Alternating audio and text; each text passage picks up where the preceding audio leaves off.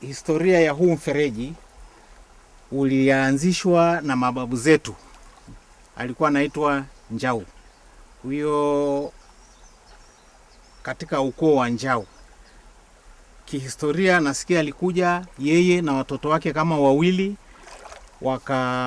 wakaamua kuchimba huu mfereji. Kwa hiyo wakaanza kule tulikotoka kule karibu na mashamba yetu, na nasikia walivyokuwa wanafanya walikuwa naomba kimila. Asubuhi wanapoamka wanakuta humchwa au nondo wameweka alama. Sasa wao wanafuata ile alama ya wale wadudu. Na imechukua miaka mingi kidogo, lakini wanasema ni kama vizazi vitano. Kwa ambapo kwa wastani tunaweza kusema ni karibu miaka 500 tangu yule babu wetu ameanza huu mfereji.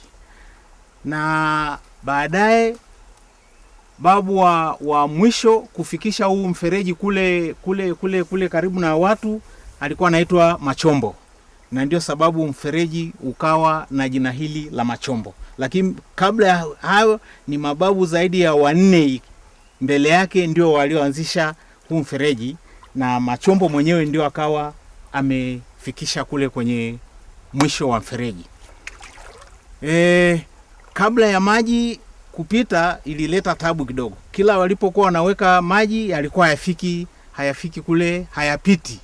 Mwishoni wakaomba kimila, natumaini waliambiwa inatakiwa kutupa mtu binadamu. Kwa hiyo wakaenda kuchagua mtoto mdogo kama wa miaka 6, ndio wakamvalisha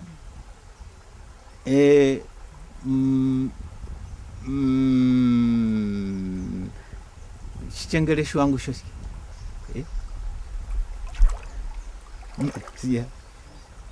chanja nini shanga. Wakawa wamemvalisha shanga na manania konokono, nyumba za konokono, ndio wakamsindikiza mpaka hapa. Ikabidi kulikuwa na dimbwi kubwa kidogo, na walipomtumbukiza huko akazama moja kwa moja na hakurudi tena, na baada ya mara tu maji yakapita. Ndio historia jinsi maji yalivyopatikana.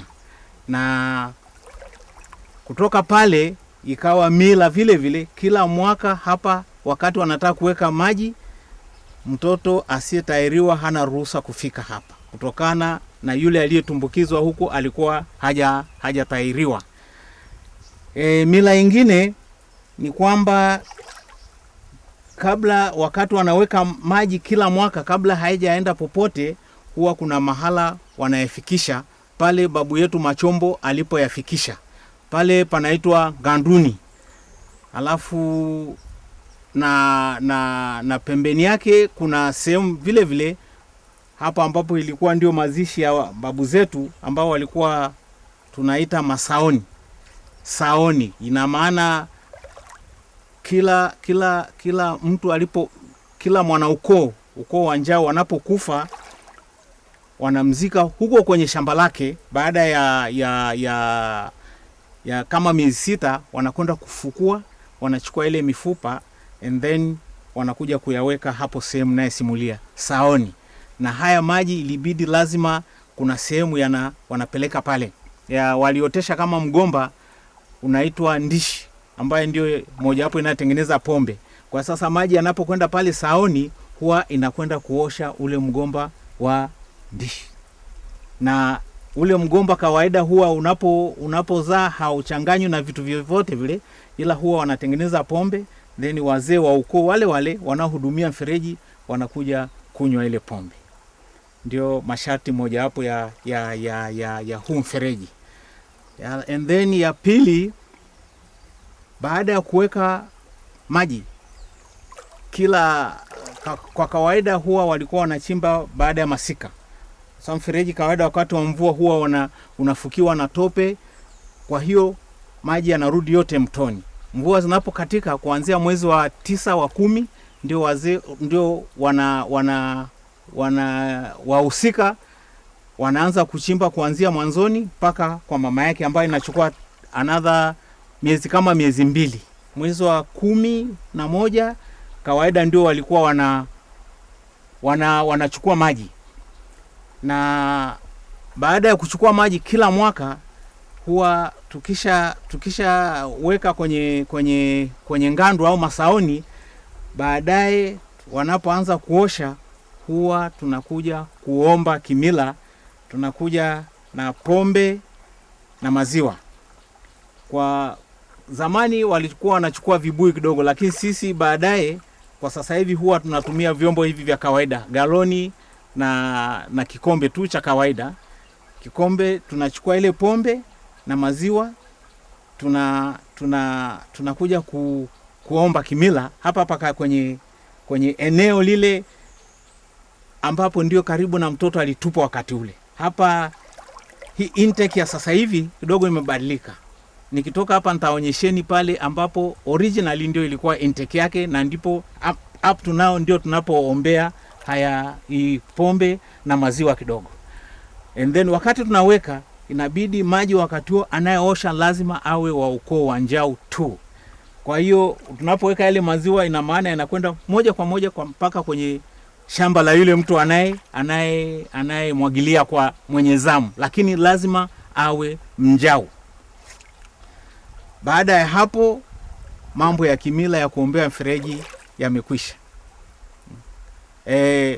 Alafu jambo lingine, mababu zetu mtashangaa walivyoweza kutoa mfereji kule mpaka hapa karibu kilomita 3. Walikuwa hawana jembe wala alikuwa hana nini chombo chochote cha kunani, ila walitumia vyombo asilia, na mara nyingi ni miti ya kuchonga, Kichaga tunaita mlo. Hivyo ndio vyombo ambavyo walikuwa wanatumia, au kijembe kidogo sana cha ambao walikuwa wale babu zetu walikuwa wanafua, lakini jembe lenyewe ilikuwa ni kidogo tu, sio la kuweza kufukua. Kile kilikuwa kinasaidia, lakini sehemu kubwa hii naye sema ya kuchonga mti ndio ilikuwa inatumika. Na hivyo ndivyo vifaa halisi walivyotumia vya kufikisha maji kule kwenye makazi ya watu. Alafu jambo lingine, kuna sehemu ambayo ilikuwa ni ya miporomoko, maji ilikuwa huwezi kuchimba na ni mawe matupu. Walikuwa wanavusha kwa kutumia mti. Wanakata kipande cha mti kutegemea na urefu wa ile sehemu inayotakiwa kuvusha maji, wanaichonga inakuwa kama ngalawa. And then from there ndio walikuwa wanatumia, inavusha maji kwenda ng'ambo ya pili. Naona hiyo ndio sehemu kubwa wazee wetu walivyofanya, mpaka wakatumia hii sayansi ya kupeleka maji mpaka mashambani. Na natumaini hiyo ndio historia fupi ya huu mfereji wetu. Na natumaini hapo unless kama kuna mtu anataka kuuliza swali.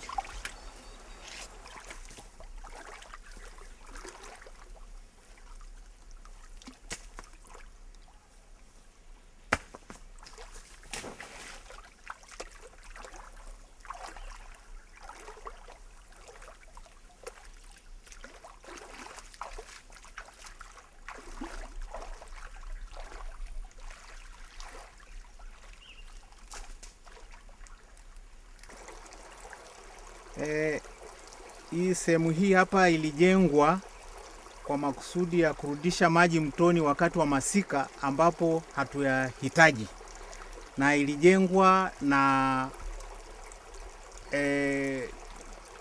kampuni inayoendesha ya uzalishaji umeme wa Pangani Hydropower Electricity, kusudi iongeze maji kwa ajili ya huo mtambo wao. Na kila kitu wao ndio waliyetoa msaada huo, na walijenga wao wenyewe. Sisi tuliidhinisha tu watujengee. Na nimeona imeleta madhumuni mazuri kidogo, kwa sababu imeleta faida kidogo, kwa sababu wakati wa masika maji yalikuwa yanaharibu mfereji bila sababu yoyote. Lakini sasa baada ya kujenga hiki kisehemu hapa, kinazuia maji yasiende sehemu ya chini kuharibu kule zaidi. Ndio faida tuliyopata sisi wenye mfereji. Natumaini hayo ndio maelezo machache kwa ajili ya hii sehemu hapa. Asante.